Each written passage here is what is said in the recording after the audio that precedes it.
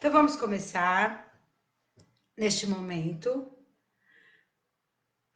agradecendo a Deus a oportunidade de termos o Evangelho para podermos nos guiar, pedindo à equipe espiritual que nos acompanha, os desencarnados, os mentores, todos os tarefeiros do Milady, que possam estar aqui, ao meu lado e dentro do lar de todos nós, para que todos possamos usufruir dessas palavras de amor, de coragem, envolvidas em muita saudade, mas muito satisfeita. Esteja conosco, Senhor. Abençoe essa noite, que assim seja. Graças a Deus.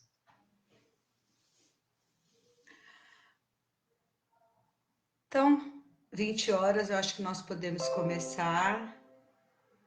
Lembrando que no final da palestra, a gente sempre pede para a equipe espiritual do Milady de Passistas passar no lar de cada um de nós e de todos nós, frequentadores, trabalhadores, familiares do Milady.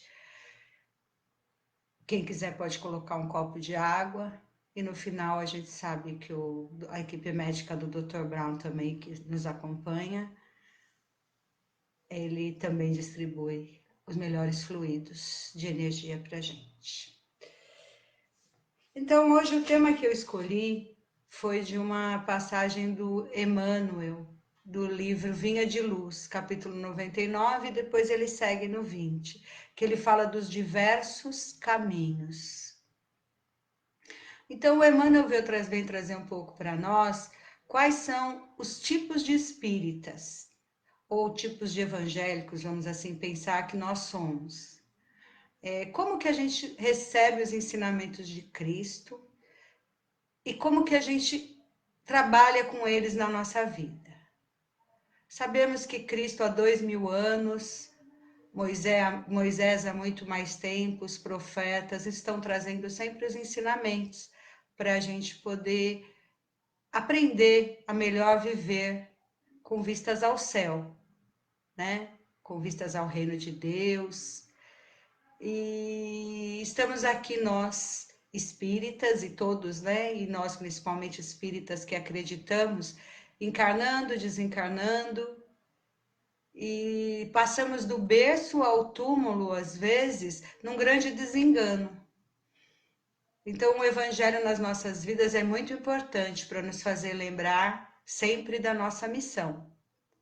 Como espíritos encarnados, espíritos imortais, encarnados provisoriamente, nessa grande jornada, onde somos todos peregrinos, buscando nos melhorar. Então, para a gente lembrar um pouquinho como é que, em relação aos ensinamentos dentro da gente, eu encontrei no livro Jesus no Lar, que é do Chico Xavier, mas a psicografia de Neio Lúcio, no capítulo 3. Então, a gente sabe que esse livro ele foi tirado dos ensinamentos que Cristo trazia na casa de Pedro. Então, eles se reuniam, foi o primeiro primeiro lar onde foi instituído o Evangelho. E ele trazia os ensinamentos de Cristo, o Cristo trazia exatamente os ensinamentos das dúvidas que os seguidores tinham. E nessa noite, no capítulo 3, a Sara, que é a esposa de Benjamim, ela muito sinceramente abre seu coração e fala para Cristo. Ela fala: mestre, nós ouvimos a você toda noite com tanto, demonstrando o seu amor, com tantas palavras da necessidade do perdão, do entendimento, mas eu não consegui ainda me libertar para seguir esse amor. Eu percebo que eu ainda tenho muita inveja, eu ainda sou muito egoísta. E eu queria saber como isso pode ser. Nós estamos aqui aprendendo, vendo seus exemplos, seguindo com você, mas não conseguimos nos melhorar. Eu, principalmente, tenho muitas mazelas. E aí o Cristo, com toda aquela paciência, a gente fica imaginando quando a gente lê as passagens,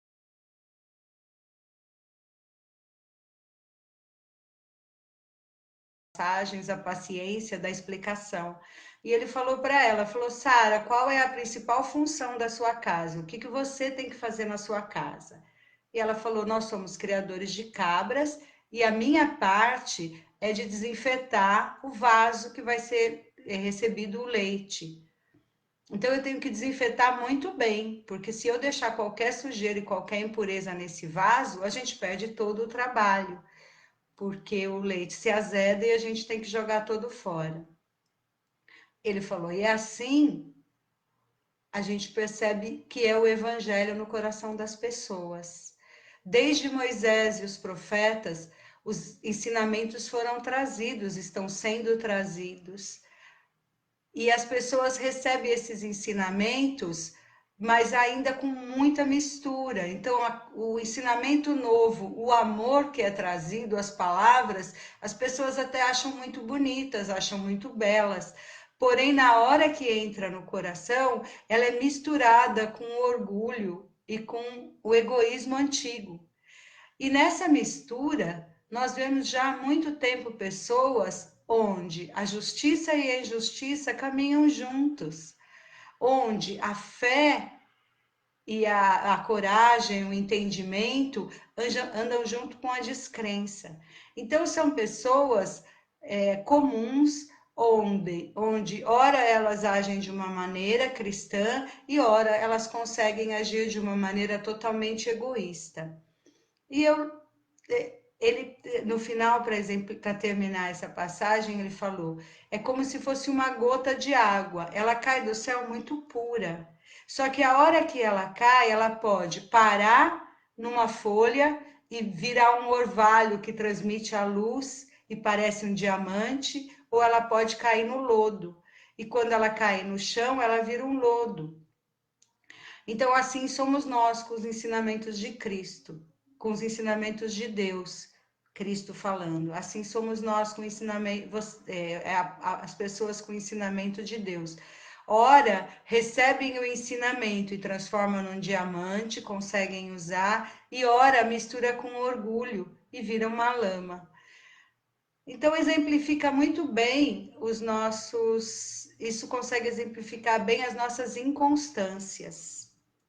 E nessa lição do Emmanuel, que ele fala das atitudes e dos caminhos do cristão, ele dá exemplos da questão Vinha de Luz, 99 e 100, os capítulos. Ele dá vários exemplos de pessoas, de atitudes dos evangélicos. Como que nós recebemos o Emmanuel, como que nós recebemos esses ensinamentos. E o nome desse capítulo é justamente este: o que fazemos nós com os ensinamentos de Cristo. E ele fala que, ora, nós recebemos esse ensinamento, mas ficamos na periferia do aquilo que aprendemos, por vaidade, por ociosidade e por vaidade, nós ficamos dando volta em volta e adaptando a vida de Jesus para a nossa. Então, a tudo aquilo que nós achamos que são comodidades, que podem nos dar alguma relevância, a gente utiliza e aproveita. Mas aquilo que for muito difícil, que nós não vemos utilidade ou que vai nos causar desapegos, que vai nos causar talvez frustrações, porque vamos ter que deixar algumas vaidades, algumas ambições de lado, nós achamos melhor seguir por caminhos mais fáceis.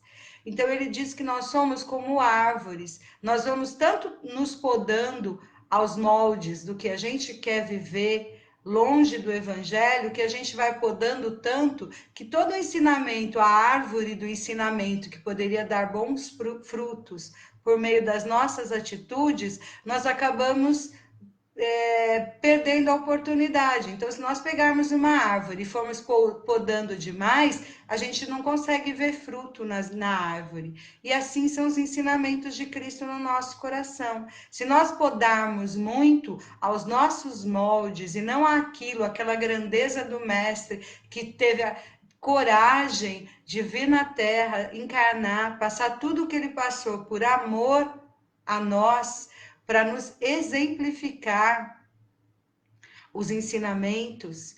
Se nós não formos utilizando isso, nós vamos sendo aquela árvore que não dá frutos.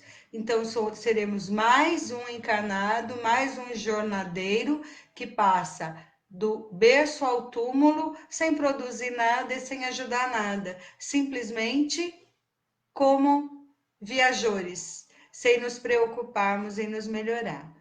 Então, essa lição do Emmanuel, ele dá vários exemplos, inclusive ele fala do exemplo dos insensatos. Ele fala que os insensatos são aqueles que parecem crianças. Tudo que eles veem, eles querem. Então, eles usam Jesus e os ensinamentos de Cristo, né? Eles usam só para pedir. Então, eles pedem a saúde, sem às vezes merecer, por judiar do próprio corpo, às vezes perde a saúde, mas eles querem a saúde sem se preocupar em se melhorarem os hábitos. Eles pedem dinheiro para sustentar muitas das vezes vaidades e coisas extras, sem se preocuparem que o dinheiro é algo muito abençoado, que a gente precisa sim dele para viver, mas tudo na medida certa. Nós não sabemos também as provas que nós trazemos das outras vidas para a gente estar pedindo tudo para nós.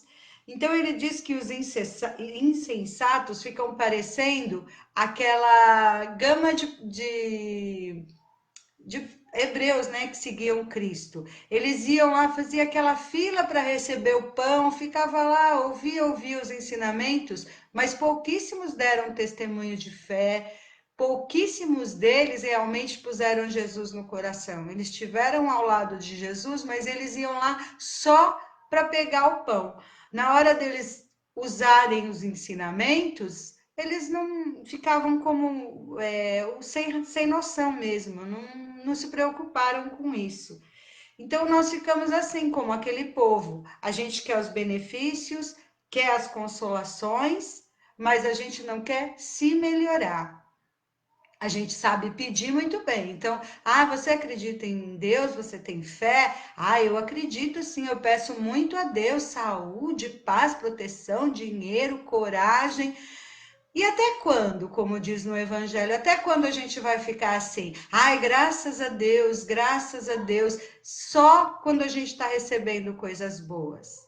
Que gratidão é essa que nós, insensatos, só lembramos de Deus para agradecer aquilo que deu certo, aquilo que nós pedimos com aquela vontade que nem sabemos se seria bom para nós.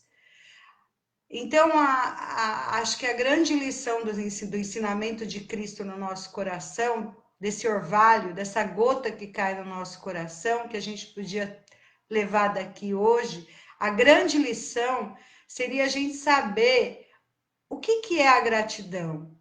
Quando que eu vou dar graças a Deus e o que eu vou falar?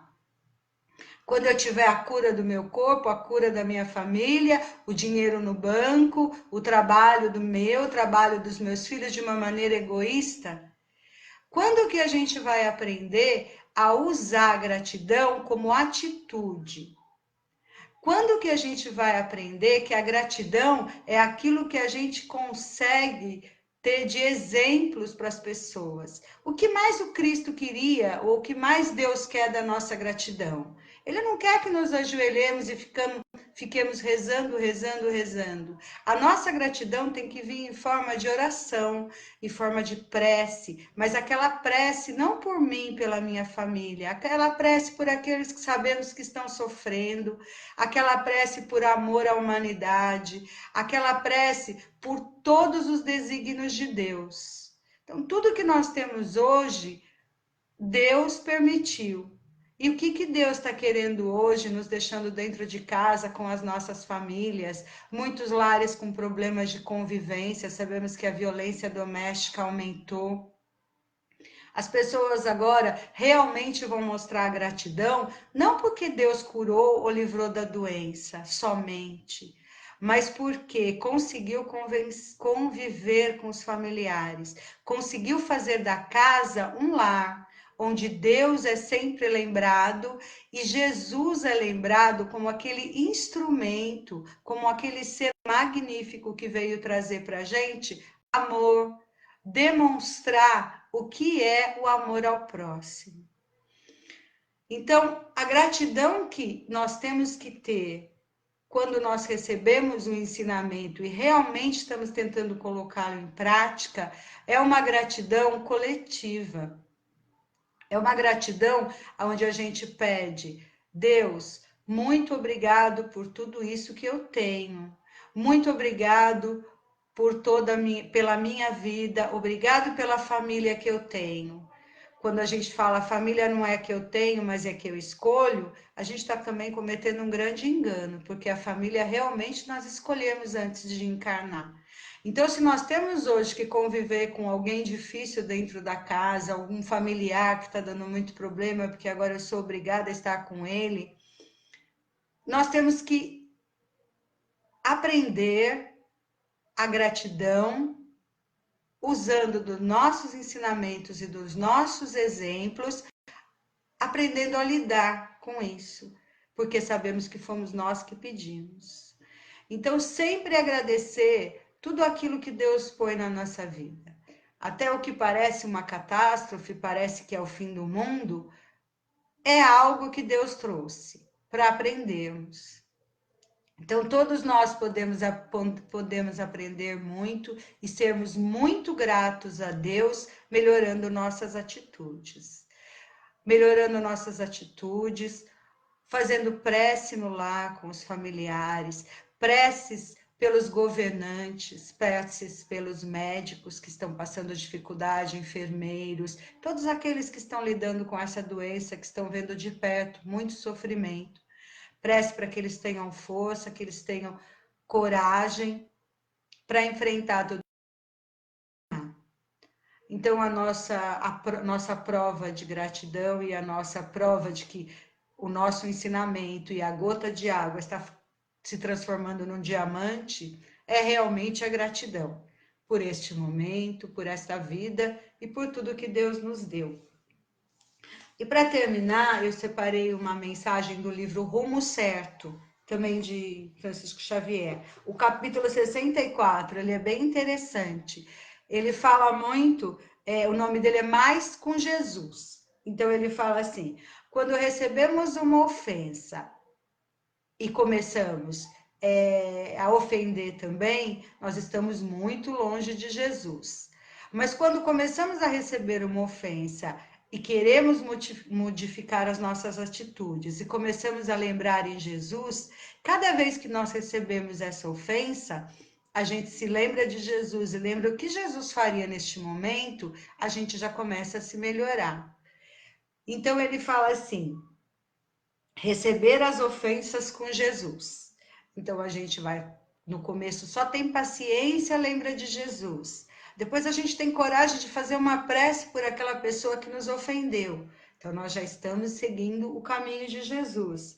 E depois a gente consegue, se a pessoa vem nos ofender e a gente ama aquela pessoa no sentido de que Jesus amou, a gente consegue entender que a pessoa é diferente. E todos nós temos as nossas especificidades e somos diferentes. Então a gente já começa a ter empatia, a ter amor por aquela pessoa. E aí ele lembra aquela passagem do João Batista, que ele fala assim, é preciso que eu morra, aliás, é preciso que ele cresça para que eu diminua. Então, se a gente deixar as ações de Cristo crescerem no nosso coração, a gente vai diminuindo. E o que nós somos? Nós somos espíritos que já estamos falhando de reencarnação em reencarnação e precisamos realmente diminuir. Então, é preciso que ele cresça para que eu diminua. Eu quem sou? Eu sou aquele delituoso de outras encarnações que preciso agora, que tive a oportunidade de nascer num país onde o evangelho é livre, as pessoas podem rezar, pode aprender, pode se instruir, pode ter uma Bíblia no lar, pode estudar essa Bíblia, pode estudar evangelho, coisas maravilhosas que nós podemos estudar. Se a gente teve essa oportunidade de nascer nesse país maravilhoso, conhecer o Evangelho de Cristo, conhecer o Espiritismo, a terceira revelação, o Consolador prometido, nós não podemos mais deixar adiar. Não podemos mais usar como desculpa. Então, todos nós que tivemos a oportunidade de ter muito perto, né? Chico Xavier, Divaldo ainda encarnado e outros maravilhosos médiuns que conhecemos por aí, nós temos sim que deixar que ele cresça para que eu diminua, que é a mensagem do João Batista para esse rumo certo com Jesus. João também tem uma passagem, mas João Evangelista, que ele fala assim: difícil difícil isso, quando Cristo está passando os ensinamentos e as pessoas pegam o pão e vão saindo, pegam o pão e vão saindo, ele fala assim: difíceis palavras são essas, ou seja, que tarefa imensa Cristo trouxe para nós. Mas sabemos que evangelista também, né? João Evangelista também conseguiu. Ele deixou-se diminuir e Cristo cresceu nele. Então, sejamos nós aqueles que estão dispostos a viver com Cristo no coração. Então, receber as ofensas com Jesus. Pessoal, eu espero que eu tenha dado um recado bom para vocês. Eu estudei, pedi bastante ajuda para os nossos mentores, para que eu pudesse transmitir sem estar olhando um por um, né? Que é muito importante quando a gente está na nossa casa. Mas eu fico muito feliz de estar aqui. E vamos passar agora para a nossa prece final. Lembrando de agradecer, de pedir por todos, mentalizar sempre Jesus e certos de que a corrente passista que nos acolhe, a corrente de espíritos protetores que estão conosco, neste momento, vão se unir e vão trazer para cada um de nós e para os nossos familiares aquilo que nós estamos precisando, de coragem, de amor, aquele ânimo, o bom ânimo, para passarmos tudo isso muito bem, certo? Então vamos nesse momento fechar os nossos olhos, sentindo a presença dos nossos irmãos espirituais e por alguns segundos permitir que as bênçãos de Deus sejam derramadas em cada um de nós.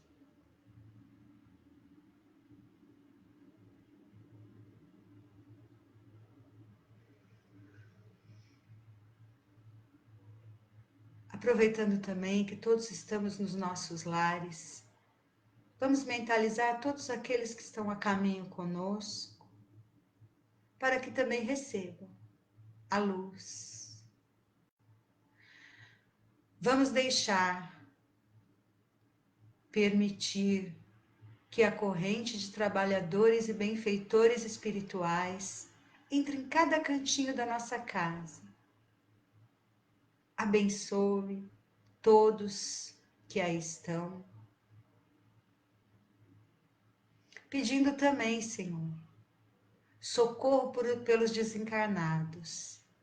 Aqueles, Senhor, que desencarnam no engano, que não conhecem o caminho e que ficam perdidos, Senhor, acompanhando encarnados, sem saber para onde ir. Que eles possam, por meio do nosso amor, serem encaminhados pelas correntes espirituais a locais de regeneração, de conhecimento, de tratamento, para serem cuidados, para abrirem seus olhos espirituais e perceberem a grandeza do reino de Deus.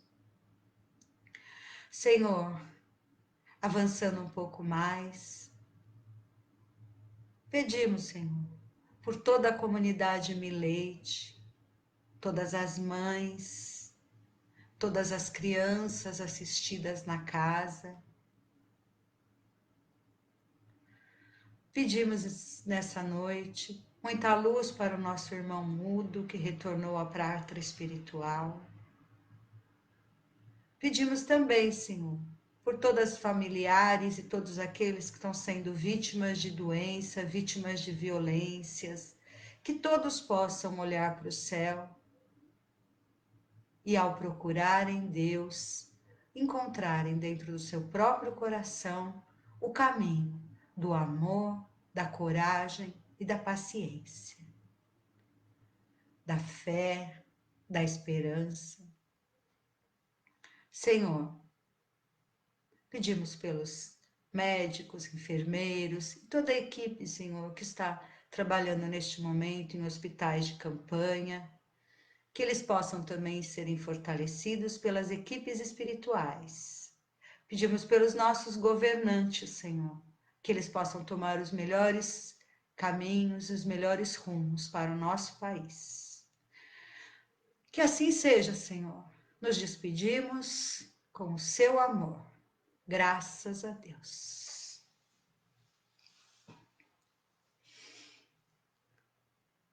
Então, eu desejo que todos vocês tenham aproveitado esse horário, que todos estejam bem e que logo estaremos todos unidos novamente. Gente, muito obrigado por tudo. Boa noite a vocês todos. Abençoe cada um e cada lar.